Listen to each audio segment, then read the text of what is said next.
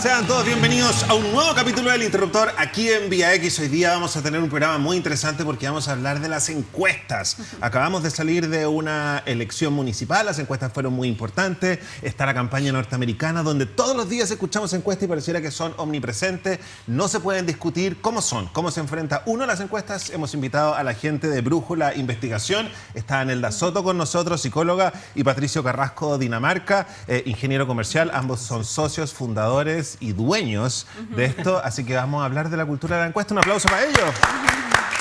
Muchas gracias por venir, felicitaciones por haberse posicionado como uno de los grandes nombres en la investigación de mercado, así que son como los nuevos, ¿no? Así es. Son como los nuevos, como un poco los rebeldes, entonces imagino que van a tener una visión súper fresca. A ver, estamos en una era donde las encuestas son, pareciera, en mi opinión, corrígeme porque tú eres la experta, cada vez más incuestionables. Tenemos la elección norteamericana, la aprobación presidencial, que incluso tiene que ver con cosas emocionales, domina la agenda. Entonces, ¿cuál es el primer consejo que tú le darías a la gente al minuto de escuchar algo de las encuestas? Que sientan que las encuestas son realmente la oportunidad de expresar su opinión, lo que piensan, lo que sienten.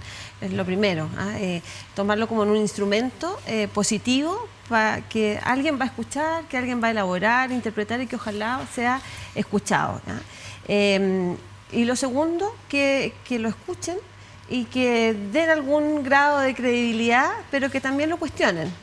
Pero que más que cuestionar el dato, que de todas maneras debe ser lo más correcto metodológicamente porque tenemos que saber cómo se hizo, qué se preguntó, a quién, cuál es el alcance de la muestra y todos los elementos técnicos que la gente no conoce, más bien que sigan la lectura, la interpretación que se le va dando a las encuestas. Y es ahí donde probablemente estamos al debe, los que hacemos investigación y los que toman decisiones con la investigación que se hace. O quienes comunican los resultados. Exacto. Porque yo tengo la sensación que a veces los periodistas pescan como el depurado de un diario. Pero tú, ¿cuál sería tú el consejo que le daría a la gente al momento de escuchar los resultados de una encuesta, cuando va en el auto, escuchando la radio? Es reforzar un poco lo que dice Nelda, siempre los aspectos metodológicos, que es esa letra chica que uno ve habitualmente en los diarios, aparece bien abajito y con letra bien pequeña, es relevante. O sea, no es lo mismo hacer una encuesta telefónica que hacer una encuesta vía web, o hacer una encuesta saliendo a la calle a preguntarle a las personas. ¿Cuáles serían las diferencias de las dos, por ejemplo? Las diferencias tienen que ver con la capacidad de encontrar a las personas. Y aquí yo siempre me acuerdo de un análisis que hacía un taxista. Los taxistas a veces tienen harto, como tienen mucha calle. O sea, nosotros en el mundo del espectáculo tenemos un dicho que es como moral de taxista. Sí. Exacto. Ellos tienen calle, entonces dicen, las encuestas políticas, yo sé por qué no nos representan. Wow. Sí, mira, porque lo típico, el taxista te pregunta, ¿y tú a qué te dedicas? Bueno, yo trabajo en encuestas, es un tema que en general a la gente le interesa, más allá de lo manoseado que está, que las encuestas, y a veces se habla un poco peyorativamente de nuestro rubro, pero la verdad es que a la gente le interesa, es un tema que cuando tú lo mencionas y se lo cuentas a alguien, siempre se muestra interesado y quiere conversar y saber un poco más. O sea, disculpa, yo propusimos este programa porque yo soy fan de la política norteamericana, como te contaba. Llego a mi casa y no me despego, y es el porno de las encuestas, y yo lo disfruto. ¿Cachai? Me encantan todos los tipos, han aparecido nuevas metodologías, pero disculpa, te interrumpí. Excelente. Y el taxista te decía, ¿qué te decía? Lo del taxista es interesante porque me dice, yo sé por qué las encuestas no las chuntan. Mira tú, bueno, ¿por qué no la chuntan? Bueno, porque yo vivo, me dice, en una zona periférica, ese de Santiago. Me mencionó una comuna X o un sector. Y allá las encuestas no llegan. Nosotros no tenemos teléfonos fijos, tenemos teléfonos celulares de prepago, no nos llaman por teléfono, nunca he visto un encuestador dando vuelta por mi barrio, porque sinceramente mi barrio es peligroso. Y en general yo he visto que sus encuestadoras son mujeres, entonces no llegan a este lugar. Wow, tiene un punto.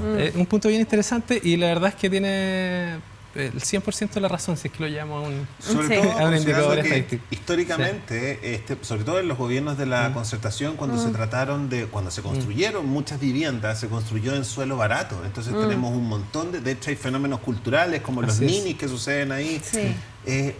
Hay un público entonces que no importan las encuestas. Yo sé que esto es súper duro. Es cierto. Porque en la tele, por ejemplo, hay un público que es el D, que no importa. De hecho, te dicen como que el D es el más pobres, en Sí, rigor, claro. en este lingo del mundo del espectáculo.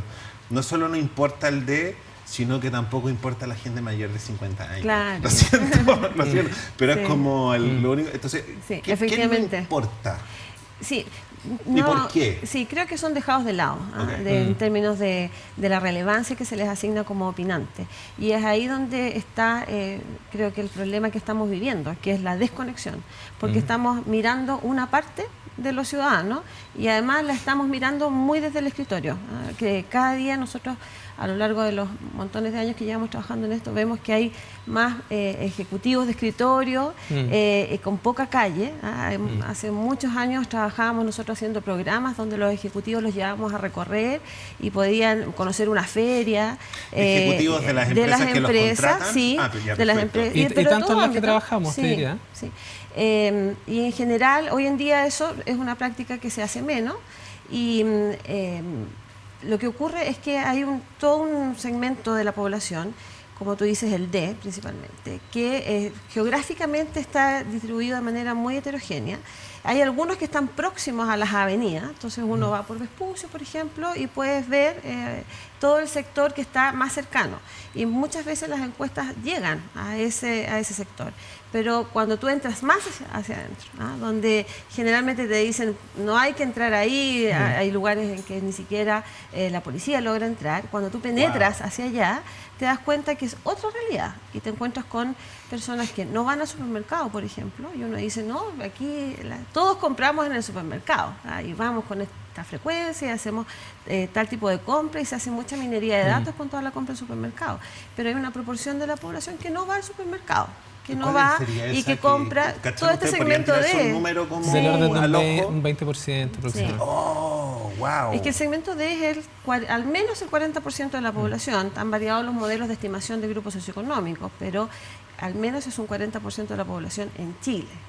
Wow. Y esa es una población entonces de la cual miramos una parte, no miramos el D completo. El D, por ejemplo, tiene muy claro y con mucha dignidad sabe que su acceso a la educación superior de sus hijos es muy poco probable, que son los casos como el hijo de que justo sale, pero la mayoría no. Entonces las mamás te dicen, yo solo quiero que mi hijo sea decente, que no esté en la droga, que no sea delincuente, que no se hable mal de él, que sea capaz de desarrollar una vida decente.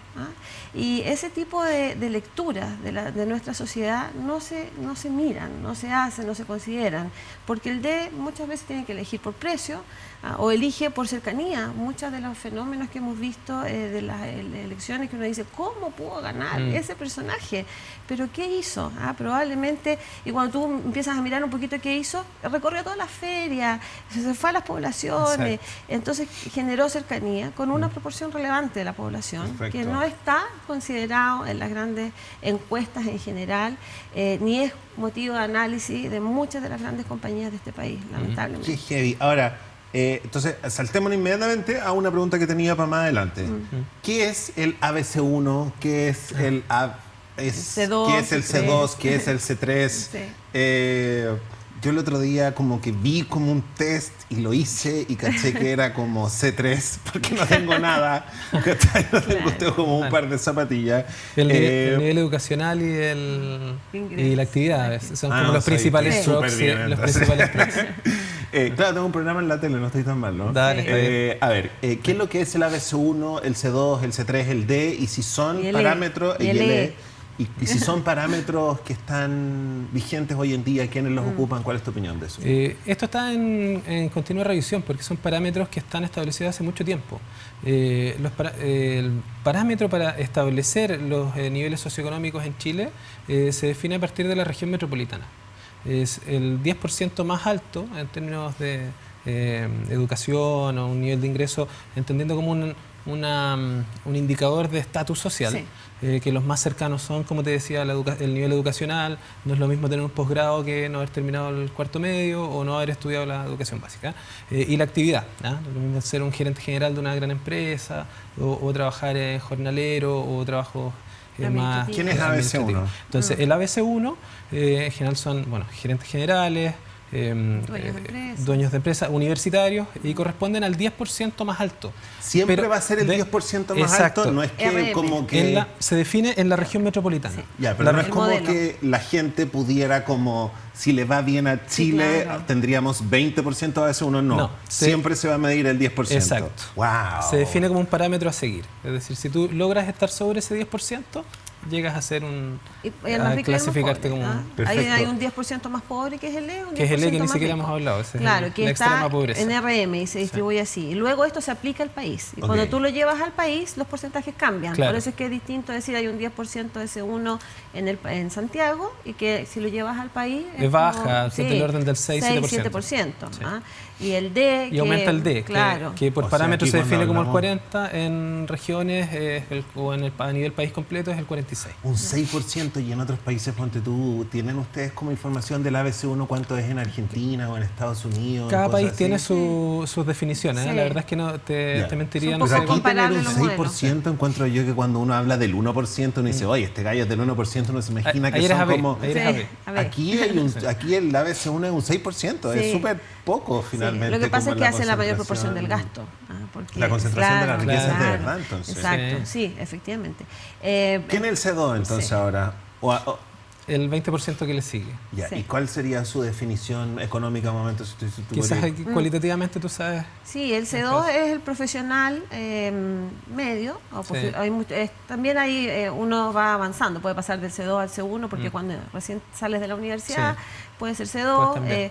Familias que viven 1.100.000, 1.200.000, familiar. Eso es lo otro, los grupos socioeconómicos son por Es una familia. definición hogar. Ok. Ingreso familiar. 1.200.000 es como... Ingreso familiar, C2, Ok. ¿no? 1.000.000. Son personas que viven en las comunas medias, tienen acceso a todos los servicios, en general es una capa educada, pero que va a evolucionar hacia hacerse uno o que va a hacerse dos permanentemente. Mayoritariamente profesionales y jóvenes y técnicos, microempresarios, Ok. pequeños empresarios también. Y el C3, ¿ah? que es como yo en la televisión, les voy a contar este secreto. La tele abierta está hecha para la mujer 18-45 C3. Sí. Si nosotros nos pasábamos en un programa que yo hacía de celebridades y le hablábamos a la mujer ABC1, le hablábamos al D, no nos llegaba reto, pero decían, no teníamos que hacer reunión. Algo ¿Cachai? ¿Quién es el C3? Que pareciera que es el más influyente en términos de por lo menos de la opinión pública trabajando en televisión. Sí, corresponde al 35% de la 25, población. Al 25%. Al 25% de la población. Es como la clase media, media-baja. ¿Sí? Media-baja. En términos de ingresos, son ingresos familiares en torno a los 600. entre 600 hasta el millón, que es el tope con el C2, con el claro. C2. ¿Y eso es considerado Sí. la clase media?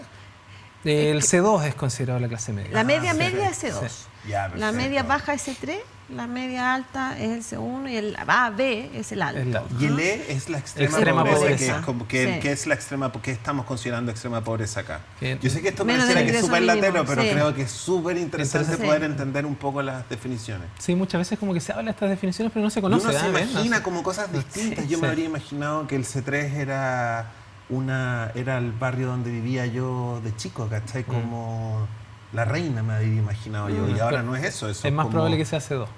Sí, La Reina es más Claro, la realidad es que Chile es mucho más pobre de lo Sí. que uno se imagina, Exacto. escuchándola a Sí, usted ahora. efectivamente. Exacto. El E es la gente que está en la calle.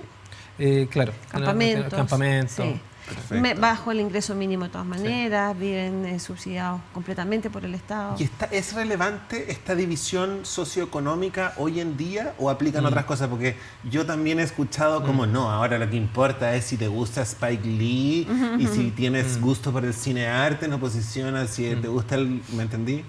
¿Qué piensan ustedes respecto de esa? ¿Están vigentes? ¿Estamos atrasados en Chile usando las mismas? ¿Hay unas nuevas o esta funciona nomás? Son vigentes, pero claramente necesitan ser complementadas con otras cosas. O sea, cuando tú ves un segmento, un C3 que es el 25%, dentro de ese C3 hay mucha heterogeneidad también. O en el mismo segmento D, Sí. que es el 40% de la población. O sea, no es lo mismo un D alto que un D bajo.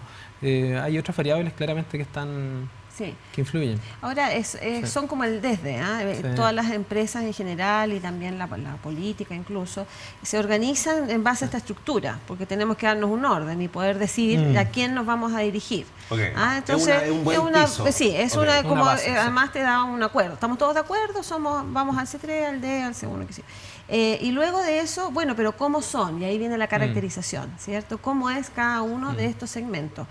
Porque tengo la edad, tengo los ingresos, todos tienen refrigerador. O sea, la verdad, hay bienes que no discriminan para nada. Hoy día lo que discrimina es tener aire acondicionado, es tener un freezer separado del refrigerador o tomar vacaciones dentro o fuera de Chile. Wow. Porque todo, dado nuestro desarrollo, luz eléctrica prácticamente tiene una alta cobertura, agua potable también, las viviendas que no sean sólidas, al menos en alguna parte de su estructura, son menores. Entonces y la tenencia de bienes, televisor, refrigerador, son elementos. El auto empieza a discriminar de la clase media baja. O hace 10 años te podía discriminar tener uno de esos teléfonos. Claro, inteligentes, hoy día ya imagínate, no. tener teléfono celular también, es súper transversal. Entonces hay toda una batería de bienes que es muy transversal y que lo tienen, va a poder variar la marca, el modelo, el origen, pero que lo tienen desde la B hasta el E. Todos lo tienen. Ahora, lo que varía es cuál tienen, ¿no? Si es Smart TV o no, o si es freezer de qué año, etcétera. Pero lo interesante es entonces caracterizar cada grupo y caracterizarlo en términos de sus actitudes, de sus preferencias, de sus creencias, de sus valores incluso. Y es ahí donde el marketing más moderno lo que hace es el perfilamiento actitudinal, un perfilamiento mucho más blando, donde a mí me interesa claramente saber si esta persona está en las redes sociales, practica deporte, por ejemplo, va al cine o no, tiene proyecciones respecto de la educación universitaria para sus hijos o no, cómo se entretienen. ¿Hay le interesa a la investigación de mercado, por ejemplo, quién es liberal y quién es conservador? ¿Les ha pasado alguna vez o todavía nadie les pregunta eso? Como que uno dijera, como quiero sacar un producto que vaya para la gente liberal. Sí, ¿cachai? exacto, Sí, sí. claro. Esa es otra definición que Pasa hacen las harto poco. marcas. No tanto, sí. pero pasa. Sí. ¿Y hay gente que te pide público conservador más que liberal? Sí. Sí. Hay algunas marcas Al tiro, que son- así Sí. ya. Hay algunas marcas que se definen para la dueña de casa. Sí. Bueno, el trabajo en Chile, la mujer llega al 46%. Ya, pues uno Tampoco podría es que decir como mucha una mujer dueña de trabaje. casa liberal, ¿cachai? Sí. Como moderna, que trabaja, que no Sí. sé, estaría a favor del aborto 3 causales. ¿Cachai? ¿No? ¿Me entendía Sí, lo que no voy? a ese nivel de... No, Ya, eso ya perfecto. sería un lujo, ¿no? Ya, otra pregunta, porque yo en esto que me encanta de la política norteamericana, que me da risa, ¿cachai? Cuando dicen como, que te contaba en maquillaje, que dicen como Hillary Clinton, o Donald Trump tiene que conseguir a más, ¿cachai? Así es, mujeres blancas que han ido a la universidad y muestran un gráfico, ¿cachai? Yo me imagino como que en este país, en TVN, dijeran como mujeres no morenas, tituladas. ¿Existe alguna...? Porque, bueno, Estados Unidos es un país que tiene una Es la- diversidad por la impresionante y inmigración, cada, claro. y cada, no sé, Cada raza, estado. cultura, Sí. descendencia tiene por ende su cultura. Nosotros tenemos la fantasía de que somos todos como iguales finalmente. ¿Existe, aparte de la socioeconómica, existe alguna otra división entre nosotros que sea clásica o que venga después de la otra o no? Nos dividimos solamente por sexo y por ingreso, y por el nivel ingreso educacional. económico. Sí. Las Perfecto. otras son como ad hoc a ciertas industrias, las industrias de los alimentos, pero tampoco son de público conocimiento. Ya. Lo que hace es una gran empresa de alimentos, dice quiero saber cómo se vincula mi público con la alimentación. Entonces tengo los que son full saludables, nativos wellness, hasta los que son gozadores, y se lo comen todo porque de algo hay que morir. Entonces pero cómo hacen pueden- perfiles y te dicen, mira, hay 5 tipos de consumidores. El culposo, el que está preocupado por la salud, el que no le importa la salud, etcétera. Entonces arman sus subcategorías, pero son ad hoc a cada industria, digamos, no tenemos una clasificación actitudinal transversal. ¿Alguna vez? Ahora Dale. me quedé pegado con lo de Estados Estados Unidos. Unidos, Claro, sí. porque en Estados Unidos es un país que históricamente ha tenido una alta tasa de inmigración y hay, Sí, po. claro, entonces ellos pueden eventualmente definir una elección. Sí, O sea, po. en los diferentes estados podrían ser parte relevante de los votantes y definirla. En Chile, de hecho, hace poco salió una nota de un profesor de Harvard, no me acuerdo qué nombre tenía, pero dijo que el problema de los chilenos, o de Chile, era que tenía muchos chilenos. Entonces, tú lees al principio ese, chuta, te duele un poco el orgullo si tienes este patriota que llevas dentro, pero si lo leías un poco más, era bien, tenía un punto, tenía un punto, que mencionaba que buena parte de los emprendimientos locales venían de la mano de inmigrantes que han llegado al país. Entonces que buena parte de las pymes como nosotros venían desde ahí. Entonces ese era el punto que quería transmitir, y que la tasa de inmigración chilena históricamente había sido inferior que en otros países de la región o similares. Pero todavía no estamos en el punto como de considerar en las encuestas como peruanos. No, es que hoy día no, pero en el futuro... Es que nos falta mucha historia, porque el cambio que hubo el 2012, cuando empieza el voto voluntario, fue lo peor que nos pudo pasar a los que nos dedicamos a las encuestas, porque pierden los parámetros para predecir. Antes de eso, tú sabías... O lo mejor, porque tuvieron que desarrollar nuevas... No, es que no, porque lo mejor está por venir. Okay, falta mucha historia todavía. O sea, acá hay que construir series históricas en el tiempo, que es algo que Estados Unidos lo tiene súper manejado. Como tener data acumulada en el cajón. Exacto. Y por eso es que si tú ves, cuando muestran las aprobaciones políticas, las tendencias, lo que te muestran son curvas en un periodo de tiempo importante. ¿Qué es lo que es ese periodo de tiempo?